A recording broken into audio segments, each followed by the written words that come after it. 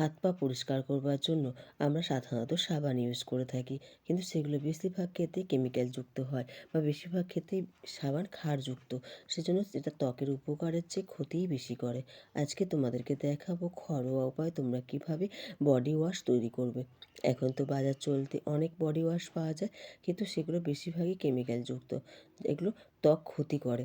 আজকে তোমাদেরকে এই ঘরোয়া উপায়ে বডি ওয়াশটা তৈরি করে দেখাবো, যেটা ইউজ করো দেখবে হাত পায়ের ত্বকটাও নরম হয়ে উঠবে।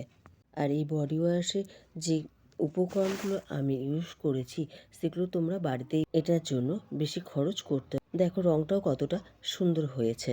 হাই ফ্রেন্ডস, আমি মানসী। আমার পরিবারে তোমাদের সবাইকে। প্যাকটা তৈরি করবার জন্য আমাদের প্রথম যে উপকরণটা লাগবে তা হলো 4 থেকে 5 চামচের মতো সুগার পাউডার। সুগার পাউডার যদি না থাকে তোমরা চিনি যে হয় চিনিকে মিক্সিতে গুঁড়িয়ে নিও, দেখবে এরকম পাউডার তৈরি হয়ে যাবে। আর এই চিনি ত্বকের ক্ষেত্রে ভীষণ কাজ দেয়। ত্বক পরিষ্কার করতে বলো, ত্বকের মৃতকোষ দূর করতে বলো, ত্বকের উজ্জ্বলতা বৃদ্ধি করতে বা ট্যান দূর। লাগবে বিটের রস। আমি বিটটাকে কুড়ে রসটা বার করে নিই।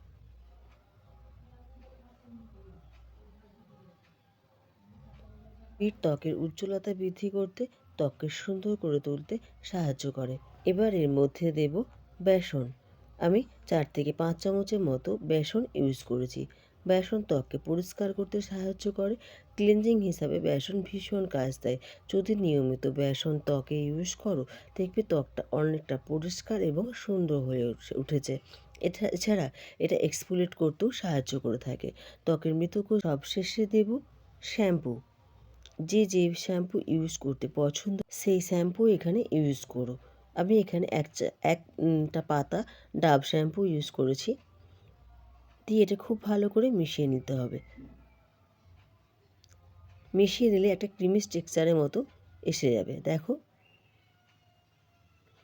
তোমরা এই বডি ওয়াশটা ইউজ করে স্নান করে নিও। আর এই বডি ওয়াশটা ইউজ করবার পর অবশ্যই যে কোনো ময়শ্চারাইজার ক্রিম ইউজ করো। সাইড এফেক্টের কথা বলবো, সাইড এফেক্ট নেই বললেই চলে, তবুও তোমরা এটা ইউজ করবার আগে একবার ব্যাচ টেস্ট করে নিও। ফ্রেন্ডস, ভিডিওটা কেমন লেগেছে প্লিজ জানিও। ভিডিওটা যদি ভালো লেগে থাকে তাহলে প্লিজ চ্যানেলটিকে সাবস্ক্রাইব করে দিও আর ভিডিওতে লাইক এবং শেয়ার করে